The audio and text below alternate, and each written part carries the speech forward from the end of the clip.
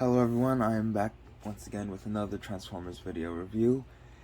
And in this one we will be taking a look at the new Transformers Studio Series number 75, Revenge of the Fallen, Deluxe Class, Autobot Jolt. A figure and a character who has been long sought after since his debut in Revenge of the Fallen. Granted, while Jolt has gotten a few toys during the original Revenge of the Fallen, Dark of the Moon, and Hunt for the Decepticons toy lines, they were all based on his concept art that never matched his final CGI render in the film. The only thing concept art about it was the head.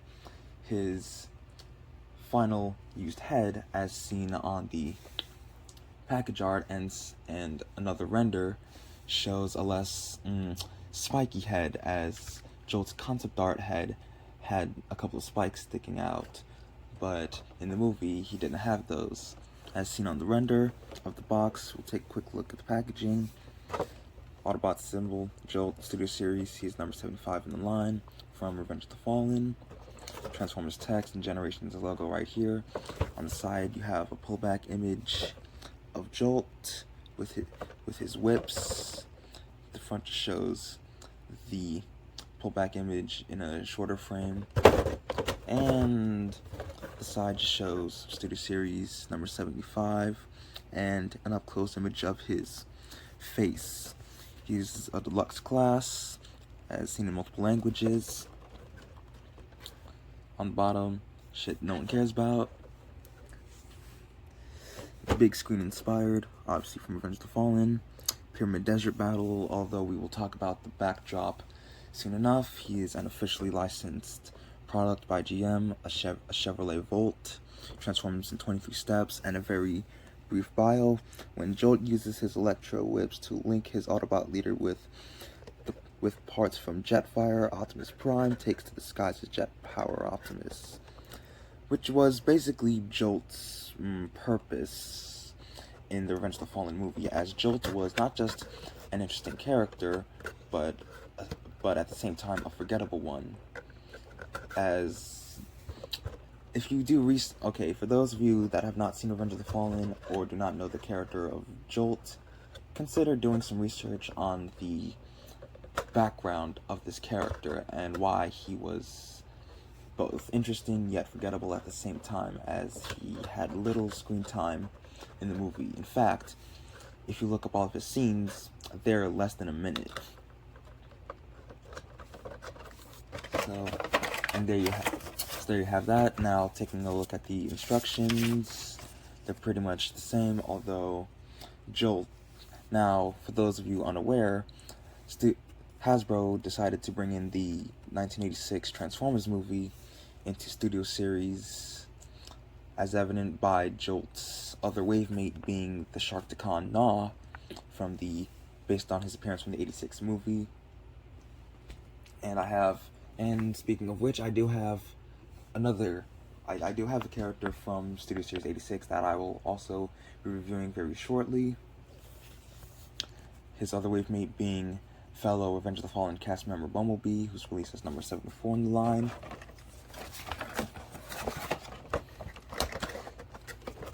So there you have that. Taking a look at Jolt himself, this is probably the most accurate version of Jolt we have ever gotten, as in both alternate and robot forms.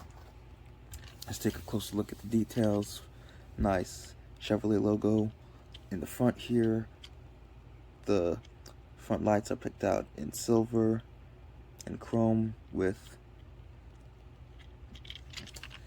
the wheels are picked out in black and silver. The doors on the side picked out, well, the door windows are picked out in black, with the rear view mirrors picked out in silver as well. The Chevrolet logo on the back is picked out in silver with nice red for the tail lights.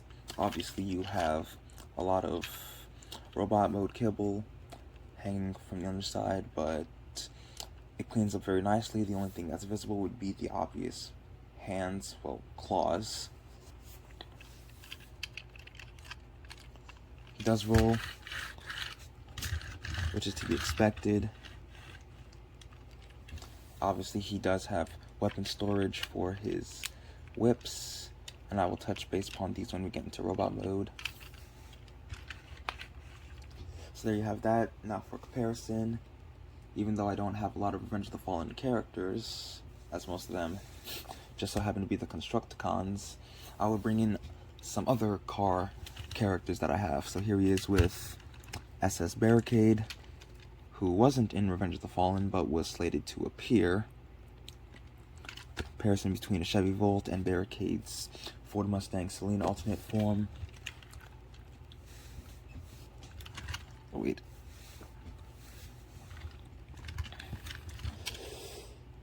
Barricade is a bit shorter from this length.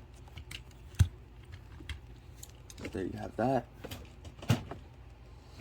Here he is with Soundwave. This is his Dark of the Moon appearance. I do not have the RTF Soundwave released in Stadio series, though I probably don't intend to get that because I already have this version. Mercedes-Benz, Chevy Volt.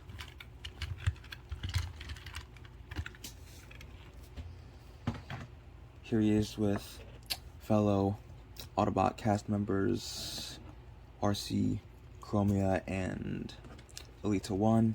Obviously, as they are motorcycles, they are going to be smaller than Jolt.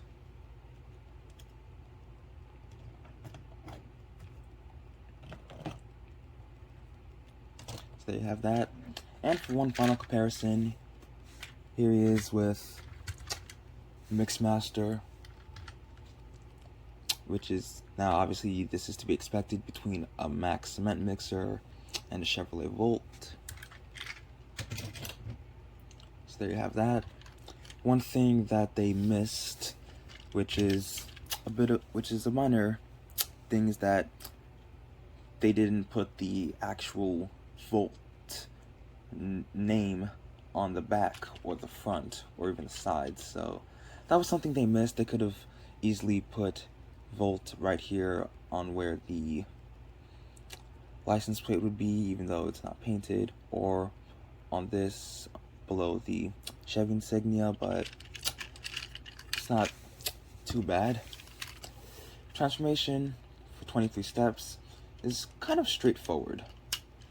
It's not too simple, but it's not complex either, and it's average for a Deluxe to transform in 23 steps. So what you want to start with is take the front section, bring it up, then split this whole section like so.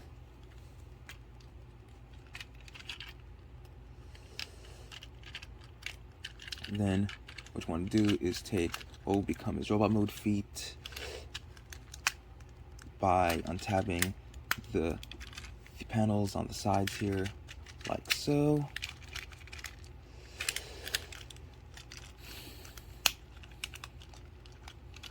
Now obviously folding in the wheels is part of the conversion.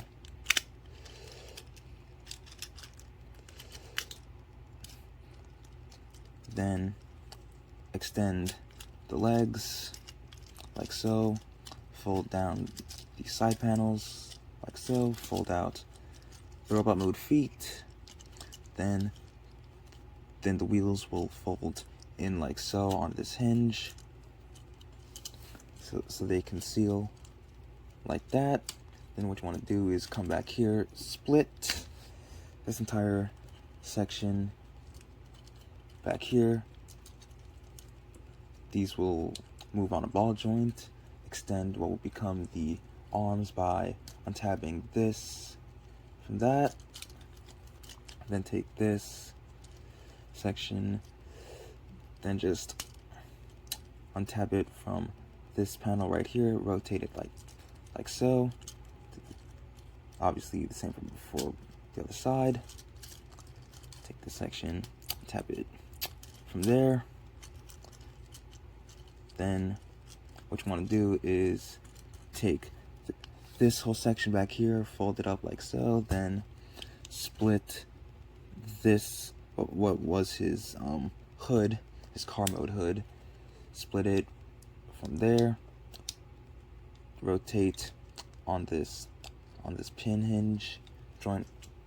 Then it's all a matter of getting everything tapped in, as this will become his backpack that pretty much conceals.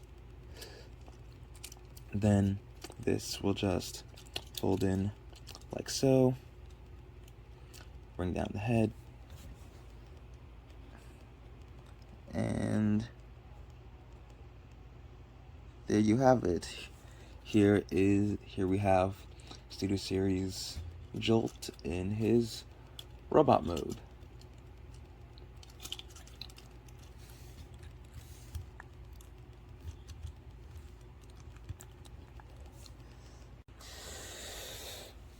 And as I said before, this is probably the most screen accurate Jolt figure we've ever gotten in general. As I said before, previous Jolt toys up until Studio Series were based on his concept art, especially the Dark of the Moon one, where Jolt never appeared in Dark of the Moon, and to support that, he was killed off in the tie-in comics by Shockwave.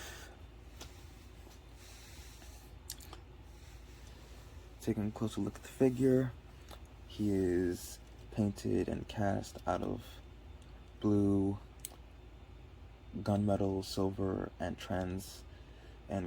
clear black plastic and paint.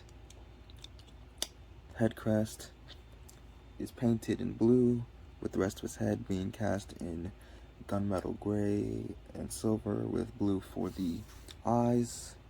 I don't know if you can see that, if my camera can focus. The weird mouth right here. Nice interior detailing with the sort of faux parts that are meant to replicate his headlights. Blue for sides, gunmetal, gray and black for the main torso, as well as crotch area, silver for the forearms that are painted, with the cast gunmetal gray plastic for the bicep and claws, with 3 fingers.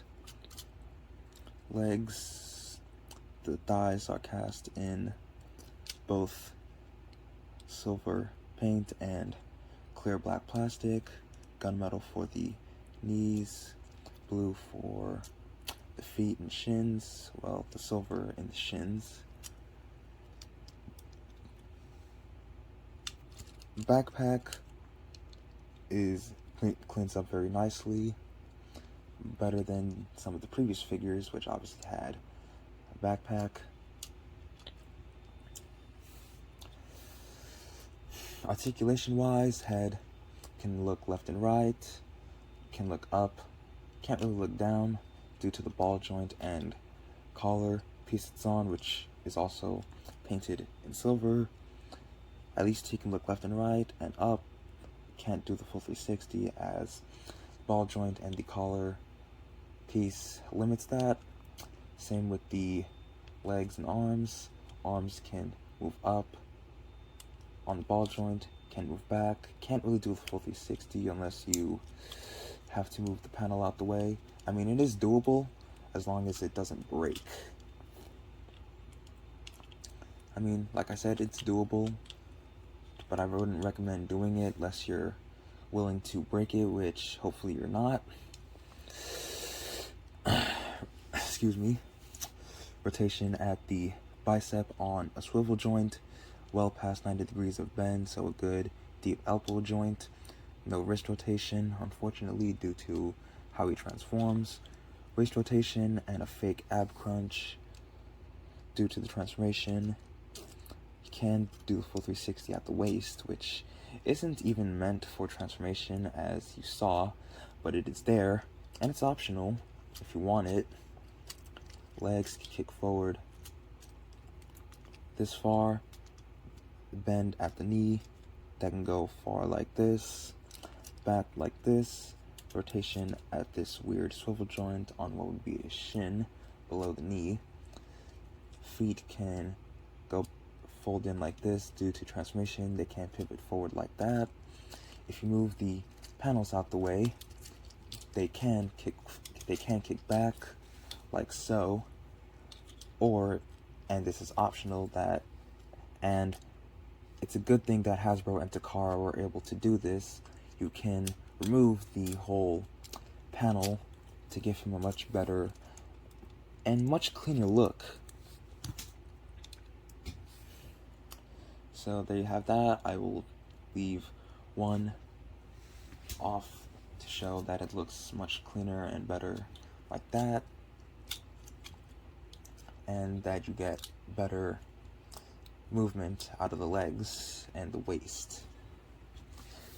As for the ball joint they're on, they can move out in and out like so. He can't really do the splits, unfortunately. As for his whip accessories, and it's interesting to note that this is, see, now you can have him hold the whips without having to remove the thumb, but officially you have to remove the thumb that is on this 5mm post or peg that the whips will plug in like so in place of the thumb.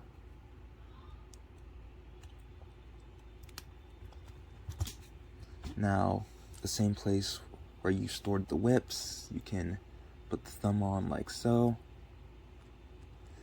Unfortunately, the whips are not bendable, which is quite a missed opportunity for Hasbro to do that. They could have incorporated something with the whips to make them more pliable and, well, bendable. So there you have that. And obviously, if you have the Studio Series Optimus Prime and Jetfire, you have, well, if you have specifically the Studio Series number 32 Optimus, which is the 2007 movie-based Optimus, you can recreate the final battle scene where Jolt combines both Optimus and Jetfire as stated on his Studio Series packaging. So there you have that. And if you have some custom paint, you can give off this sort of electric effect, hence obviously his name. Unfortunately, it's just cast in gunmetal gray and not blue, but it's not a big deal. Size comparisons, here he is with Soundwave.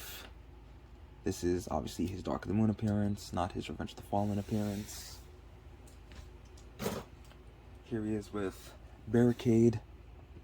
Now, while Barricade and Soundwave are smaller looking vehicles, they are taller robots than Jolt, as evident by, Soundwave's horns and the top of Barricade's head. Jolt is around, I believe, 15, 16 feet tall in the movie, with Soundwave and Barricade. Soundwave being, I believe, 17 and Barricade being 16. Barricade obviously being the same size as Bumblebee makes sense, since they were often seen fighting.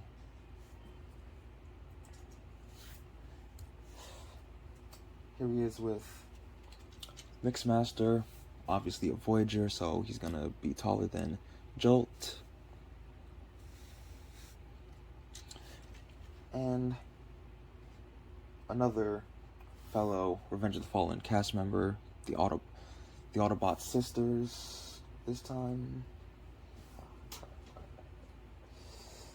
Obviously, RC, Chromium, and Elite 1 are motorcycles and are smaller, so it makes sense for Jolt to be taller than them.